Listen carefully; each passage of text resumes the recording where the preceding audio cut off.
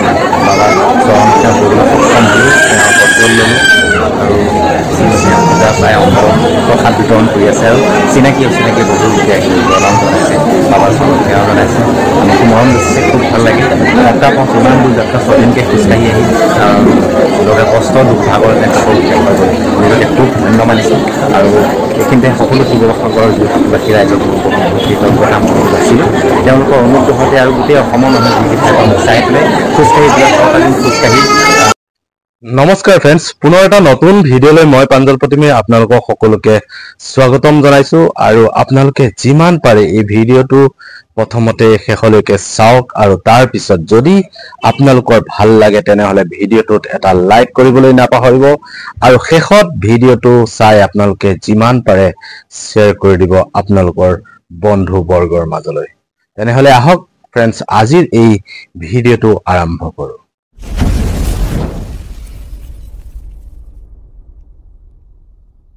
Friends, আপোনালোকে সকলোৱে জানে অগ্নিনাভ বাবাৰ যি শিৱ মন্দিৰ নাজিৰাত প্ৰতিষ্ঠিত কৰা হৈছে আৰু সেই মন্দিৰ ভাগ চলাই আছে এগৰাকী বাইদেউ শিখা মজুমদাৰ বাইদেৱে।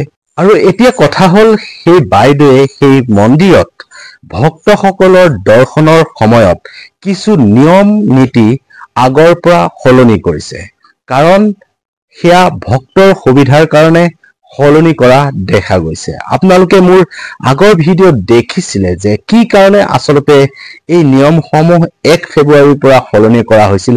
সেই ক্ষেত্ৰত পুংখানুপুংখভাৱে বাইদেৱে আপোনালোকৰ আগত কৈছিলে, কিন্তু তাৰ পিছতো এতিয়া দেখা গৈছে সেই মন্দিৰ ভাগক লৈ বিভিন্নজনে বিভিন্ন ধৰণে বিতৰ্ক কৰা দেখা গৈছে।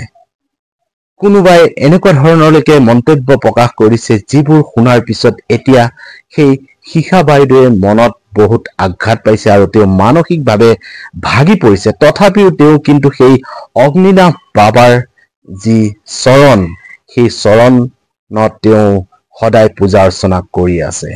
তেওঁ যদিও মনত দুখ পাইছে তথাপিও তেওঁ কিন্তু সেই অগ্নিনাভ বাবাৰ চৰণ চুবলৈ এতিয়াও কুণ্ঠবোধ কৰা নাই আৰু সকলো ভক্তই, যিসকল ভক্তই তেওঁক অনুৰোধ জনাইছে বা তেওঁক ফোনত হলেও কৈছে যে বাইদেউ আমাৰ কাৰণে আপুনি এভাগ শৰাই আগবঢ়াই দিব, তেতিয়া সেই বাইদেৱে কিন্তু কেতিয়াও না কৰা নাই।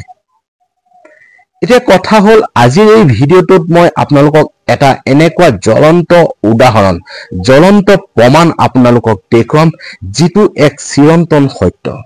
ইয়াত কোনো লোকঢাক নাই, ইয়াত কোনো মই মিছা কথা ক'বলৈ ওলোৱা নাই। সেয়া মন্দিৰ কৰ্তৃপক্ষৰ তৰফৰ পৰা মই কোনো ধৰণৰ সেই কাৰোবাৰ লগত মিলি এনেকুৱা ধৰণৰ ভিডিঅ' বনোৱা নাই। যিটো সত্য, যি তাত গৈ ভক্তই পাইছে, সেয়াৰ ওপৰত আজিৰ এই ভিডিঅ'টো মই বনাইছো।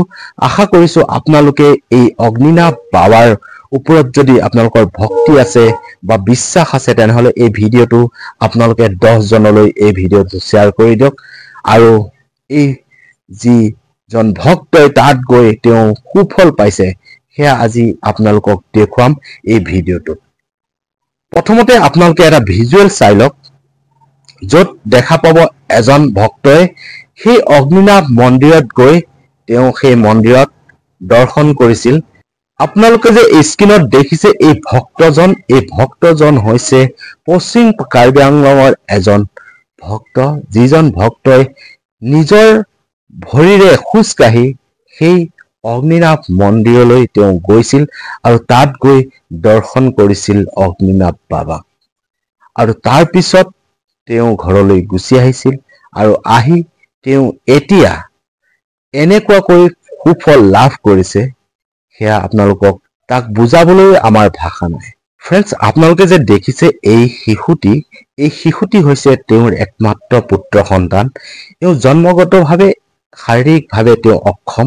যেতিয়া দিনক দিনে ডাঙৰ হৈ আহিছে, তেওঁলোকে তেওঁক ডাঙৰ কৰাৰ সময়ত বহু কষ্ট অনুভৱ কৰিছে। বিভিন্ন ধৰণৰ তেওঁলোকে চিকিৎসা কৰিছে বিভিন্ন ডক্তৰৰ ওচৰত, তথাপিও তেওঁলোকে কিন্তু সুফল পোৱা নাই। তাৰ পিছতেই এখেতে সেই মন্দিৰ ভাগলৈ গৈছিল আৰু তাত গৈ বাবা অগ্নিনাভক তেওঁ দৰ্শন কৰিছিল আৰু তাৰ পিছত এতিয়া তেওঁ আপোনালোকে দেখিছে মোৰ চাইডৰ স্ক্ৰীনত, এয়া হৈছে তেওঁৰ পুত্ৰ। ইতিমধ্যে যিজন পুত্ৰই বহিব নোৱাৰিছিল, প্ৰতি সময়তে তেওঁ পালেঙত শুই থাকিব লগা হৈছিল, এতিয়া খুব সুন্দৰকৈ তেওঁ কিছু হলেও বহিব পৰা হৈছে। আপোনালোকক মই চাইডৰ স্ক্ৰীনত ভিজুৱেলছ দেখুৱাই আছো, আপোনালোকে দেখিছে। কিন্তু তাৰ পিছতো এতিয়া একাংশই সেই মন্দিৰ ভাগক লৈ ছচিয়েল মিডিয়াত বিতৰ্ক কৰি থকা দেখা গৈছে। সো ফ্ৰেণ্ডছ, এইখিনিতে মই সকলো ভক্তৰ কাৰণে, যিজন ভক্তই পশ্চিম কাৰ্বি আংলঙৰ পৰা গৈ সেই অগ্নিনাভ বাবাৰ মন্দিৰত দৰ্শন কৰাৰ পিছত তেওঁ কি সুফল লাভ কৰিলে, তেওঁ নিজৰ মুখেৰে আপোনালোকে অকণমান শুনকচোন। সামাজিক মাধ্যমত অগ্নিনাভ বাবাৰ মন্দিৰৰ বিষয়ে যথেষ্ট বিতৰ্ক হোৱা দেখা পাইছোঁ। সঁচাকৈ বৰ দুখ লাগিছে। যিসকল আমি সদায় গুণী জ্ঞানী ব্যক্তি বুলি ভাবোঁ, তেওঁলোকেও ভগৱানকো সমালোচনা কৰিবলৈ এৰা নাই। যিসকল সনাতনী, তেওঁলোকে বিভিন্ন পদ্ধতিৰে ভগৱানক উপাসনা কৰে, আৰু তাত আমাৰ ক'বলগীয়া একো নাই। কেনেকৈ বিশ্বাস কৰিছে, কেনেকৈ আৰাধনা কৰিছে, তাক কেতিয়াও আমি ভাবিবলৈ যোৱা নাই। কিন্তু আনৰ বিশ্বাসক উপলংঘা কৰাসকলক উদ্দেশ্যেহে ক'ব খুজিছোঁ, আপুনিও নিশ্চয় একেবাৰে নাস্তিক নহয়, আপুনিও ভগৱান বিশ্বাস কৰে। গতিকে আনে উপাসনা কৰা পদ্ধতিক এনেধৰণৰ তুলনা মন্তব্য কৰে, থকা সৰকা কৰাটো শোভা পায় জানো? চাওক, অগ্নিনাভ মন্দিৰলৈ গৈ মোৰ কি ফল হয় বুলি ক'ব খোজা সেইসকলক ক'ব খুজিছোঁ। আজি মোৰ ল'ৰাটো দুটা কথা ক'ব খুজিছোঁ, য'ত মই বাহিৰত যথেষ্টখিনি সময় চিকিৎসা কৰাৰ পিছতো কোনো সুফল নহয়। কিন্তু অগ্নিনাভ মন্দিৰ দৰ্শন কৰাৰ পিছত আজি বোপা কিছু সময়ৰ বাবে হ'লেও সি নিজে বহিছে, তাৰ আমনিটো কমিছে। তাক আমি বুজি পোৱা হৈছোঁ, কি আনন্দ কৰা হৈছে, কি ফূৰ্তি কৰা হৈছে। এইটো হ'ল শান্তি, এইটো হ'ল প্ৰাপ্তি। মন্দিৰ গৈ দৰ্শন কৰাৰ লগে লগে যে মোৰ বহুত চমৎকাৰ হৈ গ'ল, বহুত চমৎকাৰ হ'ব, এনেধৰণৰ মই কেতিয়াও ভবা নাই। তেওঁ হাতত চমৎকাৰী গুণ আছে ন। বাবাই সকলো জানে, সৰ্বজ্ঞানী, তেওঁকো নতুনকৈ কোৱাৰ কোনো প্ৰয়োজন নাই। তেওঁতো সৰ্বব্যাপী আছে। বিশ্বাসটো নিজৰ নিজৰ লগত। আপোনাৰ ঘৰতো দা কটাৰী আছে, মোৰ ঘৰতো দা কটাৰী আছে। কিন্তু কথা হ'ল, যাৰ ঘৰত দা কটাৰীবোৰ সদায় ধাৰ দি থকা হয়, তেওঁৰ ঘৰৰ দা কটাৰীবোৰ ধাৰাল হৈ থাকে, ধাৰ উঠি থাকে। ঠিক তেনেকৈ ভগৱান সকলোৰে ঘৰতে আছে। শিখা মজুমদাৰ বৰুৱা বাইদেৱে খুব সহভক্তি ৰীতি নীতিৰে তেওঁ ভগৱানক আৰাধনা কৰে, গতিকে তেওঁ সদায় জাগ্ৰত। প্ৰত্যেক মানুহৰ অন্তৰতে ভগৱান আছে, প্ৰত্যেকজনে ভগৱানক অন্তৰত ধ্যান কৰিব নোৱাৰে। সেয়েহে ফটোৰ আগত, মূৰ্তিৰ আগত, বিগ্ৰহৰ আগত মূৰ লয়। বহুতে অনলাইন যোগে, সময়ৰ অভাৱত অনলাইন যোগে শিখা মজুমদাৰ বৰুৱা বাইদেৱে ইয়াৰ ৰাজহুৱা বন্তি সেৱালৈ উপকৃত হৈছে। তেওঁ বিশ্বাসৰ জয় হৈছে, তেওঁ বিশ্বাস কৰিছে, তেওঁ আৰাধনা কৰিছে। গতিকে ইয়াত কিবা ট্ৰল কৰিবলগীয়া, বিতৰ্ক কৰিবলগীয়া কিবা আছে বুলি মই নাভাবোঁ। গতিকে যিসকলে বিশ্বাস নকৰে, নকৰিব। কিন্তু বিশ্বাস কৰাসকলক এনেধৰণৰ কথা কিছুমান কৈ পেলাই বা মোলৈ আপোনালোকে ফোন কৰি মোৰ কি ফল পাইছোঁ বা কি হৈছে, এনেধৰণৰ কথাবোৰ নক'ব, বেয়া লাগে। প্ৰত্যেকৰে বিশ্বাস বেলেগ বেলেগ। আপুনি আপোনাৰ কামক লৈ পেলাই মই কোনো ধৰণৰ প্ৰশ্ন কৰি থকা নাই। গতিকে মই মোৰ কামক লৈ প্ৰশ্ন কৰাটো বা আনৰ বিশ্বাসক লৈ কোনো মন্তব্য দিয়াটো সঁচাকৈ ভাল নহয় বুলি মই ভাবোঁ।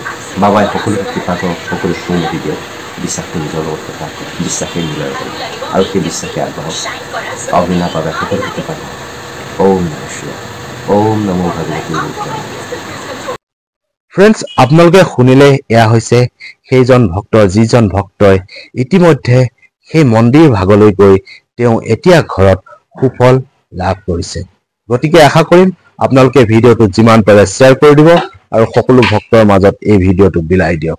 আকৌ লগ পাম এটা নতুন ভিডিঅ'লৈ। মই প্ৰাঞ্জল প্ৰতিমে পুনৰ ধন্যবাদ। জয় অসম, জয় হিন্দ।